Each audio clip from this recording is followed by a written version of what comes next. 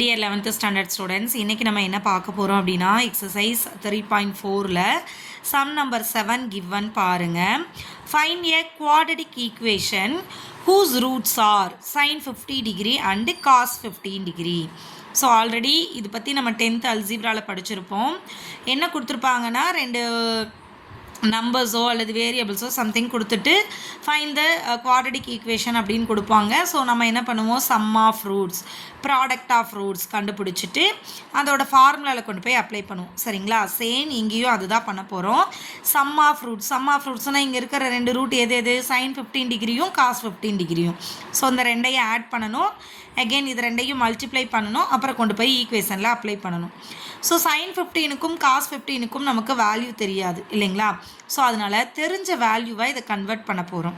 எப்படி கன்வெர்ட் பண்ண போகிறோம் அப்படின்னா, அந்த 15 டிகிரியை 45 டிகிரி மைனஸ் 30 டிகிரின்னு எழுதலாம் தானே. ஸோ அதை யூஸ் பண்ணி இங்கே சம்மை சால்வ் பண்ண போகிறோம். சரிங்களா? சம் ஆஃப் ரூட்ஸ்னால் இது ரெண்டையும் ஆட் பண்ணணும். ப்ராடக்ட் ஆஃப் ரூட்ஸ்னால் இது ரெண்டையும் மல்டிப்ளை பண்ணணும். ஸோ டேரெக்டாக இது ரெண்டையும் ஆட் பண்ணவோ மல்டிப்ளை பண்ணவோ முடியாதுன்ற காரணத்தினால நம்ம என்ன செய்ய போகிறோம் அப்படின்னா, கொண்டு போய் ஃபார்முலாவில் அப்ளை பண்ண போகிறோம். சரிங்களா? ஸோ cos 15 டிகிரி எப்படி எழுதிக்கலாம்? cos 45 degree minus 30 டிகிரின்னு எழுதிக்கலாமா? sin 15 degree எப்படி எழுதிக்கலாம்? sin 45 degree minus 30 டிகிரின்னு எழுதிக்கலாமா? இப்போது cos 45 டிகிரி பாருங்கள், cos a மைனஸ் b ஃபார்மேட்டில் இருக்கா? sin 45 மைனஸ் 30 பாருங்கள், sin a மைனஸ் b ஃபார்மேட்டில் இருக்கா? ஸோ அதை தான் இங்கே யூஸ் பண்ண போகிறோம். So sin a minus b அப்படின்னா என்ன அர்த்தம்? sin a cos b minus cos a sin b. Already சொன்னது தான். சைன் வரும்போது சைனும் காசும் கம்பைன் ஆகி வரும். இங்கே என்ன சைன் இருக்கோ அதுவே கீப் ஆன் ஆகும். நெக்ஸ்ட் இங்கே சைன் இருக்கிறனால ஃபஸ்ட்டு எடுத்ததையும் சைனில் ஸ்டார்ட் பண்ணிக்கோங்க. அவ்வளோதான், easy trick to remember the formula. So sin 45 degree minus 30 degree. So sin ஏக்கு பதிலாக 45, பிக்கு பதிலாக 30. இப்போ sin 45 degree into cos 30 degree minus cos 45 degree into sin 30 degree. sin 45ஓட வேல்யூ நமக்கு தெரியும் தானே, cos 30ஓட வேல்யூ தெரியும் தானே.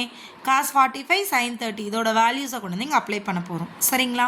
sin 45 1/√2 into cos 30 √3/2 minus cos 45 1/√2 into sin 30 1/2. இது 2 இன்ட்டு √2வா? இதுவும் 2 இன்ட்டு √2வா? டினாமினேட்டர் சேமாக இருக்கா?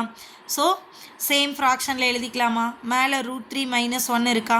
So √3 minus 1 divided by 2√2. Same இதே மாதிரி நெக்ஸ்ட்டு cos 15 டிகிரிக்கு எழுத போகிறோம். ஸோ cos 15 டிகிரியை cos 45 மைனஸ் cos 30ன்னு எழுதலாமா? இதோட ஃபார்முலா பார்த்தீங்கன்னா cos a minus b equal to, formula இங்கே எழுதிக்கோங்க வேணும்னா, cos a minus b equal to, cos எப்போவுமே cos கூட மட்டும்தான் ஜாயின் ஆகி வரும். So cos a cos b இங்கே மைனஸ் இருக்கிறனால plus sin a sin b. சரிங்களா? ஸோ cos a அப்படின்னா cos 45 degree, cos bனா cos 30 degree, sin aனா sin 45 degree, sin bனா sin 30 degree, sin 30 degree. சரிங்களா? ஸோ அப்போது cos a cos b plus sin a sin b கொண்டு வந்து இந்த வேல்யூஸ்க்கு apply பண்ணிட்டோம். cos 45 1/√2, cos 30 √3/2 plus sin 45 1/√2, sin 30 1/2. So இதை √3/2√2 plus 1/2√2. Denominator same தானே. So ரெண்டையும் same ஃப்ராக்ஷனாக ஒரே ஃப்ராக்ஷனாக எழுதிக்கலாமா? √3 ப்ளஸ் 1/2√2. இப்போ நம்ம என்னென்ன கண்டுபிடிச்சிருக்கோம்? cos 15 கண்டுபிடிச்சிட்டோம், sin 15 கண்டுபிடிச்சிட்டோம். ஸோ சம் ஆஃப் ரூட்ஸ்னால் ரெண்டையும் ஆட் பண்ணும் தானே. So cos 15க்கு √3 minus 1/2√2 கண்டுபிடிச்சிங்களா? சைனுக்கு காசுக்கு √3 ப்ளஸ் 1/2√2 கண்டுபிடிச்சிருக்கீங்களா? ரெண்டோட டினாமினேட்டரும் சேம் தானே. ஸோ டேரெக்டாக ஒரு ஃப்ராக்ஷனாக கூட இது எழுதலாம் தானே. ஸோ எழுதும்போது plus 1 minus 1 cancel. So √3 plus √3 அப்போ உங்களுக்கு என்ன கிடைக்கும்? 2√3/2√2. சரிங்களா? அப்போ 2வும் 2வும் கேன்சல். ஸோ √3/√2. டினாமினேட்டரை பொறுத்தளவுக்கு நமக்கு இர்ரேஷனல் நம்பர் வேண்டாம். ஸோ கீழே என்ன நம்பர் இருக்கோ அதே நம்பரால் மேலேயும் கீழேயும் மல்டிப்ளை பண்ணிடுங்க. பண்ணிட்டீங்கன்னா √2 இன்ட்டு √2 2ஆக மாறிடும். √3 இன்ட்டு ரூட் டூ ரூட் சிக்ஸாக மாறிடும். இங்கே நீங்கள் கேட்கலாம், அப்போ ரூட் 3 + 1 ஆட் பண்ணலாமா அப்படின்னா, அடிஷனோ சப்ராக்ஷனோ ரூட்டுக்குள்ளே என்ட்ரு பண்ண முடியாது. அது அடிஷனாக இருந்தாலும் சப்ராக்ஷனாக இருந்தாலும் செப்பரேட்டாக தான் எழுதி ஆகணும். பட் மல்டிப்ளிகேஷன் டிவிஷனை உங்களால் உள்ளே கொண்டு போய் கம்பைன் பண்ண முடியும். ஸோ ரூட் 3 × ரூட் 2னா ரூட் 3 × ரூட் 2ங்கும்போது 3 ரூட் 2s are 6ன்னு கண்டிப்பாக எழுதிக்கலாம். சரிங்களா? Product of roots. Product of ரூட்ஸ்னால் ரெண்டையும் மல்டிப்ளை பண்ணும் தானே. கீழே பாருங்கள், 2 ரூட் 2 × 2 ரூட் 2, 2 × 2னா 2 ஸ்கொயர், ரூட் 2 × ரூட் 2 2. இங்கே a - b × a + bன்னு இருக்கா. ஸோ a ஸ்கொயர் - b ஸ்கொயர்னு எழுதலாமா? So root 3 × root 3, root 3 - 1 root 3 + 1. So root 3 square -1 square.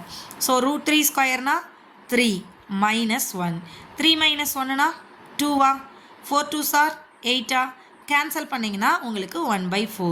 So sum of root வந்து ரூட் 6/2 கிடச்சிருக்கு. ப்ராடக்ட் ஆஃப் ரூட் 1/4 கிடச்சிருக்கு. நெக்ஸ்ட்டு ஈக்குவேஷனில் அப்ளை பண்ண வேண்டியதான். ஸோ ஈக்குவேஷன் எப்படி ஃபார்ம் பண்ணுவோம்? X square minus sum of roots into x plus product of roots is equal to 0. This is your equation. So x square minus sum of root என்ன கண்டுபிடிச்சிங்க? Root 6/2வா, plus product of roots என்ன கண்டுபிடிச்சிங்க? 1/4ஆ. Apply பண்ணலாமா? So x square minus root 6/2x plus 1/4. இங்கோ உங்களுக்கு denominator சேமாக இல்லாதனால டினாமினேட்டர் சேம் பண்ணுறதுக்காக இங்கே நீங்கள் என்ன பண்ணிக்கலாம்? மல்டிப்ளை பண்ணிக்கலாமா? டினாமினேட்டரில் கிரேட்டஸ்ட் நம்பர் 4 தானே. ஸோ 4ஆல் இங்கே மல்டிப்ளை பண்ணிடுங்க. இங்கே 4 ஆகிறதுக்காக 2ஆல் மல்டிப்ளை பண்ணிடுங்க. உங்களுக்கு ஆன்சர் கிடச்சிரும். ஸோ இதை 4ஆல் மல்டிபிள் பண்ணிங்கன்னா this is your 4x square minus இங்கே 2ஆல் மல்டிபிள் பண்ணால் enough. So 2 root 6 plus 1 equal to 0. டினாமினேட்டரில் 4 இருக்கும், பட் இந்த 4 இங்கே வரும்போது 0 ஆகிடும். சரிங்களா? Thank you students.